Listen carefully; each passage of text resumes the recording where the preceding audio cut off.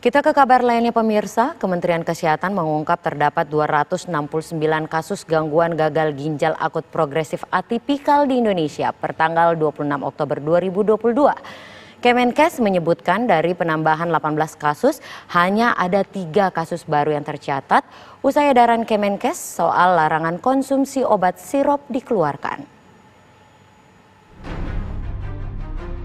Kementerian Kesehatan merilis jumlah total kasus gangguan ginjal akut progresif atipikal di Indonesia.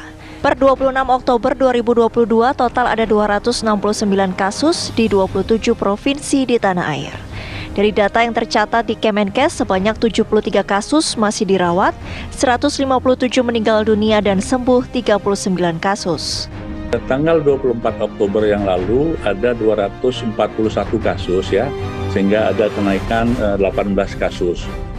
Namun kami ingin sampaikan dari 18 kasus ini yang betul-betul baru setelah tanggal 24 atau setelah juga edaran dari Kementerian Kesehatan untuk melarang obat itu hanya 3 kasus ya, ada 3 kasus, sementara yang 15 adalah kasus yang baru dilaporkan ya, yang itu terjadi pada akhir September dan awal atau sampai pertengahan Oktober. Jadi yang betul-betul penambahan 3 kasus, ada penambahan setelah kita umumkan pelarangan pemakaian obat sirup cair itu adalah 3 kasus ya. Penambahan kasus sebagian besar terjadi pada akhir September hingga pertengahan Oktober, namun baru dilaporkan kepada pemerintah pusat.